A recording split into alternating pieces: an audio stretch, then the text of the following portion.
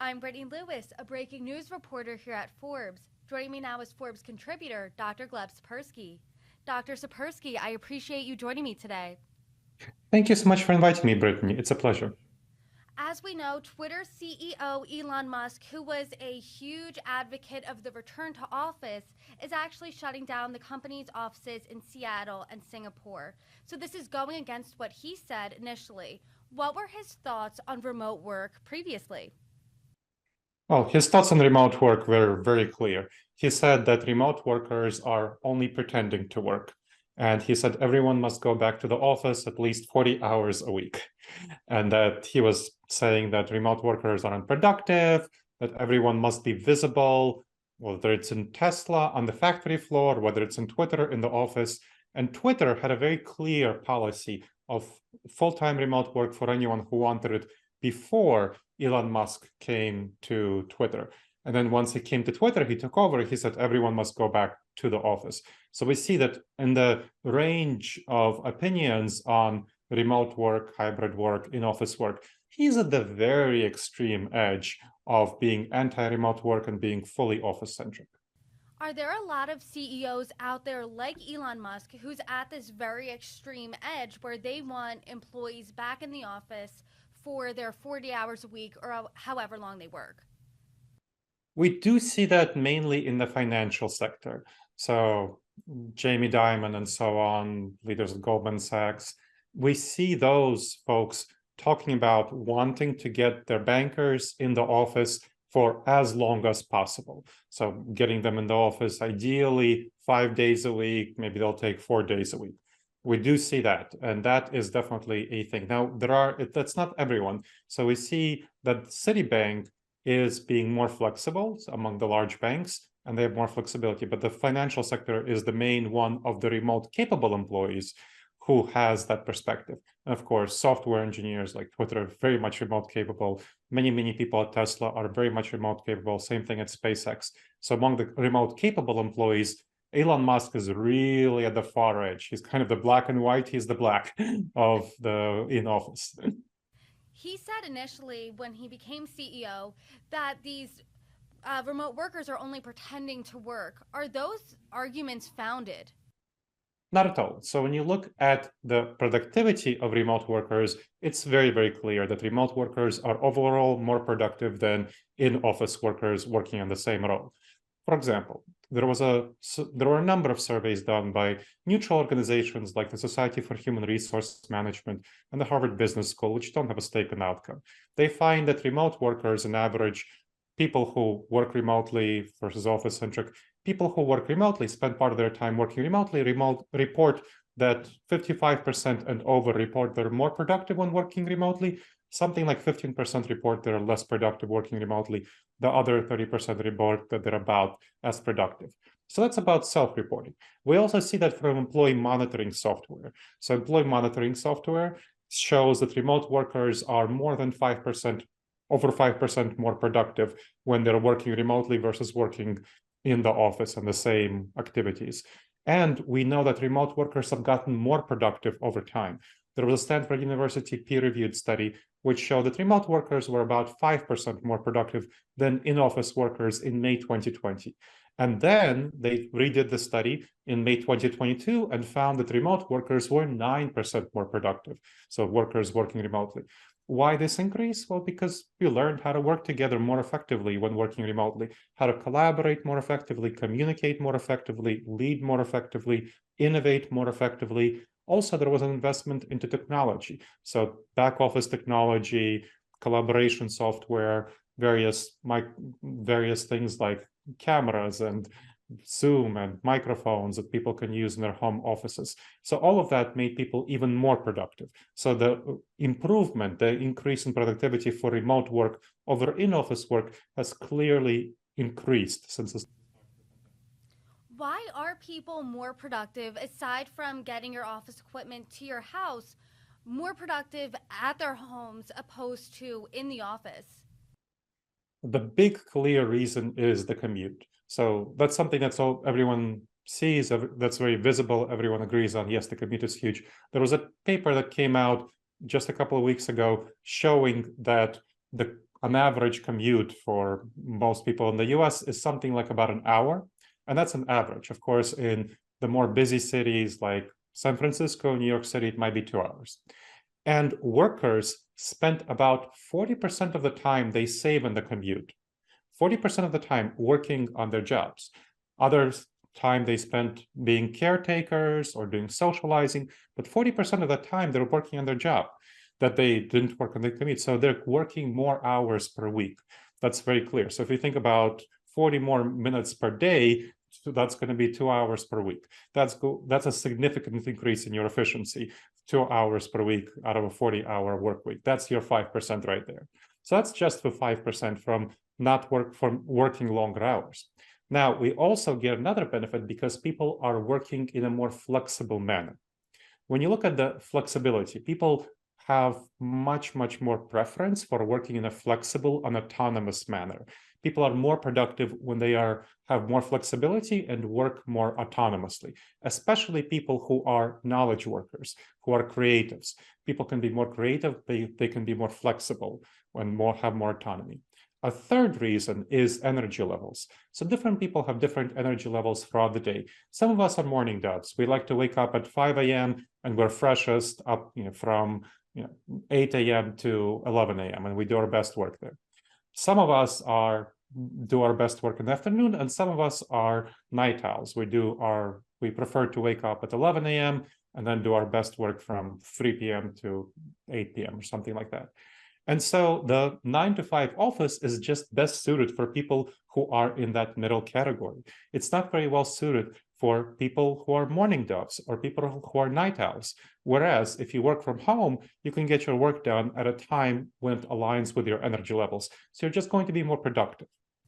I do want to bring it back to the Elon Musk element of this all. He was really criticized for saying that he really wants a hardcore strategy for Twitter. He wants people to come back into the office. So why is he suddenly changing his tune when it comes to remote work? I'll give you 3 reasons. Money, money, and money. That is very clear. That the Seattle office, the Singapore office, and I'm betting some other offices in the near future where the rent is running out, they are pretty expensive in terms of rent. When you look at the biggest expenses for tech companies, their first expense is payroll and their second expense is rent, so office expenses. So if you're going to cut, and Elon Musk has already cut pretty deeply into the payroll, so I think there's less than half of the Twitter staff who were there once he took over the company are still there. So he's looking for other things to cut. And though he hates remote work, when you look at the research and when you kind of look, when the rubber meets the road, you can very clearly see that people are more productive when they work remotely, even though Elon Musk can't see them and can't micromanage them. So even though he hates remote work, viscerally, intuitively, he's one of those super micromanaging bosses. And I'm not criticizing him by saying he's micromanaging. He discussed this about himself. He described himself as a micromanager. He loves to micromanage. He loves to stand over people's shoulders and tell them what to do, and that's his thing. And he wants to do that, but he is realizing that it's going to cost him a lot of money if he keeps wanting to do that. And when people can work more productively without him standing over their shoulders from their home office.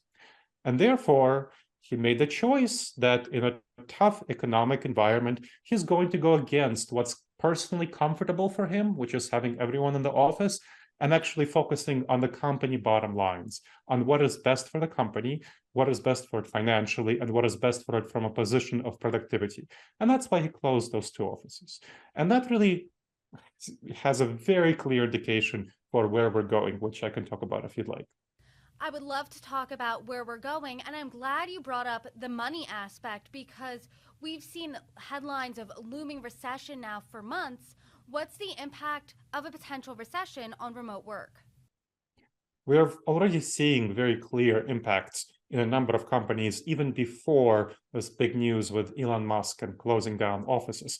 So Amazon and Meta have been closing down offices and having their staff work remotely. They're just not making the news as much because they never had such an extreme position on remote work as Elon Musk did. So those companies are just two of the big names that we're seeing. And we're seeing that across the board. We're seeing many other companies that aren't quite as big names as Meta or Amazon that are closing down their offices and are sending their workers to work remotely at least part of the time, so or most of the time.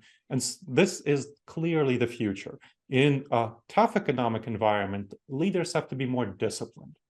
In a looser economic environment, they can go with their intuitions. They can do what's comfortable for them. We talk about business, we talk about money, and we talk about rational thinking as though that's the key to business. And that's not at all the key to business. When you look at what really drives decision-making, it's emotions, it's intuitions, it's what leaders feel comfortable with. So they're making decisions in the regular economic course of things that they are comfortable with, even though it really hurts their company's bottom lines.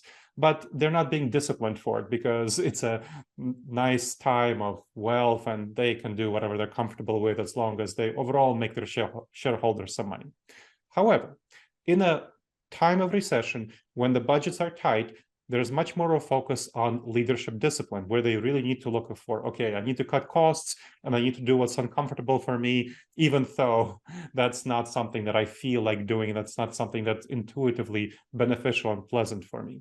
So leaders are kind of between a rock and a tight space between their gut intuition and what actually makes sense financially. And what makes sense financially is to allow substantial or full-time remote work. Because again, you save on office costs, and that it's not simply saving on office costs. You improve productivity, that's very clear. And another big benefit is that you improve retention. So for example, there was a study done of a trip.com, which is a large travel agency, as you can guess from the name, trip.com, having that domain. And it's a 6-month study that randomly assigned staff members like programmers, marketers, HR folks. They assigned half of them to full-time in-office work and half of them to part-time remote work. And so what they found, so hybrid work, what they found after 6 months was that the staff who were in a hybrid schedule, that half of the staff randomly assigned, had 35% better retention and much better productivity. And I'll give you an example for productivity. Their engineers, software programmers, wrote 8% more code. So just about that 9% number that we talked about. That's a very hard metric of productivity, writing code. We also see similar metrics for HR staff and marketing staff that weren't quite as hard because it's harder to measure. So 35% more retention is huge. That saves companies so much money. If you think about the replacement costs of someone, it's usually the heuristic, the rule of thumb is that it's a half a year's salary for that person. So if you have 35% better retention, of course you're going to take that. And so after that 6-month experiment, Trip.com transitioned to hybrid work for all of its staff. So we see so many benefits to remote work. It just makes economic sense to offer substantial remote work, if not full-time remote work, to many staff. And that's clearly where we're going in a tough economic time when leaders have to be disciplined as opposed to just going with their intuitions and emotions. There are clearly economic benefits when it comes to remote work, like you've said, and productivity and retention are great positives as well. I come into the office every day now, almost for the past year, and I did remote work in the past, but I would find that collaboration is easier in person. Does collaboration suffer when you're working remotely? And how would you fix that if so? Unquestionably, collaboration suffers. So when you look at productivity, you see that productivity is on average 9% higher for remote work nowadays. And that productivity improvement is especially big when you're looking at individual tasks. So your individual tasks are going to be in the double digits higher, 16, 17, 18. Your collaborative tasks are going to be more of a wash. On some collaborative tasks that are less intense, let's say asynchronous collaborative tasks, and collaborative tasks by video conference, it's better to do at home. The more intense collaborative tasks are generally better done in the office. So what I advise my clients to do, so I help 21 clients transition to hybrid work and remote work schedules. What I advise them to do is to do more collaboration, the things that require more intense collaboration, to do in the office for most people. So doing it in the office for performance evaluation conversations, for really intense group collaborations, for some brainstorming meetings. But the thing is, the amount of time a typical worker spends on these intense conversations intense collaborations is less than 10% of their time. So thinking about the amount of time one spends on these things, you should never go to the office to, let's say, do video conference meetings. Why drive into the office, take an hour to get there, an hour to get back, if you can just do video conference at home from the comfort of your home?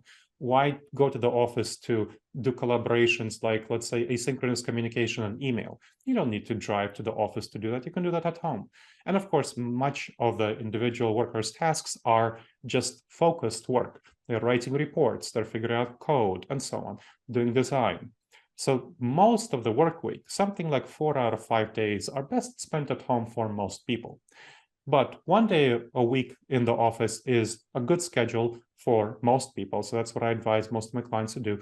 Now, if some people are really passionate about working full-time remotely and you want to retain them, it's definitely a good idea to let them work remotely. And there are a number of ways to collaborate with them effectively. One of the ways is something called virtual co-working. So virtual co-working is where the whole team on the day that they're not going to the office, so let's say hybrid team on the days they're not going to the office, or some fully remote people on all days, they would sign into a video conference call. And then on a video conference call, it will be an hour-long call. The goal is to work on your individual tasks. So you're working on your individual tasks. You start by sharing what tasks you'll work on, just 30 seconds. It's going to be for a 6 to 8 people team. 6 to 8 people join this video conference call, share what you'll work on, 30 seconds each, and then you turn off your microphones, you leave your speakers on, and your video is optional. And then you work on your individual tasks. But once you come to a question, or you have an idea, or you want to solve a problem, you turn on your microphone and ask your colleagues for assistance. And then you have a conversation for a couple of minutes. Maybe they can turn on their video screen to do sharing. And so after that, after you chat and you got your questions answered, then you can turn off your microphones and go on to work on your tasks. And you end by sharing the tasks that you worked on. So this is a very motivating activity. For clients with which I work, people usually save their more challenging tasks for this period. And it's also very, very helpful for junior staff members to get on-the-job training, which is a major issue. So that is a very, very helpful activity for junior staff. More broadly, it helps the whole team to bond and to collaborate together, kind of replaces that experience of working together in an open office. And this is just one out of many techniques that you can use to collaborate more effectively in remote settings. Dr. Tsipursky, reimagining work in this way is a conversation I never thought I would have. I mean, I've been in the workforce since I was a teenager, showing up to work. Never thought I could work from the comfort of my own couch, but here we are 3 years into it, and now I can't imagine going back, to full-time work, everyone commuting 5 days a week. Will we ever go back to that, do you think, or is hybrid the way of the future? There's no question we'll never go back to it. When we look at the trends before the pandemic, remote work was increasing. I mean, it increased from 1% or earlier, kind of the start of the 2010 or something like that, to about 5% before the pandemic. So it was already clearly increasing. So the pandemic didn't suddenly transform and create this magical remote work. It just accelerated the trends that were clearly there before. And the trends were accelerated because of this autonomy and flexibility are good for people's productivity. People like remote work. It's good for retention. It gives people flexibility, especially for women who want to be caregivers and want to re-enter the workforce part-time after having a child. So there are lots of benefits to remote work that people were finding already before the pandemic. And of course, it's been enabled by technology, by video conference technology, by collaboration tools, that business project collaboration tools like Trello, like Microsoft Teams, like Slack, like Asana. All of these tools enable remote work. And we're also getting into more VR, AR activities, which definitely that's a future that will enable even more work, make people even more present and collaborative with each other. So that was enabled. The pandemic accelerated these trends. We're never going back, especially when leaders see in a time of recession, which it looks like we're entering, that remote work just simply makes dollars and cents. Do you think Elon Musk himself would ever go back to implementing a must return to office policy? Well, I certainly think it's possible during good times, because he is the kind of person who doesn't let money stand in his way of doing what he wants, as we saw from his overvalued purchase of Twitter. He is very emotional, intuitive, and impulsive. And once he can afford it, and once, because he's not answerable to shareholders at Twitter, and he's not very answerable to shareholders at Tesla, as we see from him destroying Tesla's value through his tweeting, right? So he doesn't care that much about shareholders. He cares about his own pocketbook in a really stressful time for Twitter. So if Twitter gets in a better financial footing, I suspect that he'll want to reopen the offices and get people into the office because that's what he's comfortable with. And he's the kind of person who let his own emotions dominate shareholder value or even his own pocketbook if it doesn't cost him way too much. However, he is not the key. Other people are the key. People who are more responsible and responsive to shareholders, who are not simply going based on their emotions and gut intuitions, but who are going to be hard-nosed. So the more shareholders know and realize that, hey, if Elon Musk is reversing course on remote work in a challenging economic situations, that probably means that all companies should be reversing course on remote work in all situations if they want to make money. And so I think as shareholders realize this increasingly, and as they demand that companies actually do what makes financial sense rather than what their bosses just say and what fits the leadership's intuitions, that's when we'll see increasing changes. And of course, in this time of recession, when leaders need to be more disciplined, we will see more of a focus on remote work. That's a good point, that business leaders are looking to Elon Musk as an indication of where remote work is headed. I appreciate your insights, Dr. Gleb Tsipursky. Thank you so much. Thank you so much for inviting me, Brittany. I appreciate that.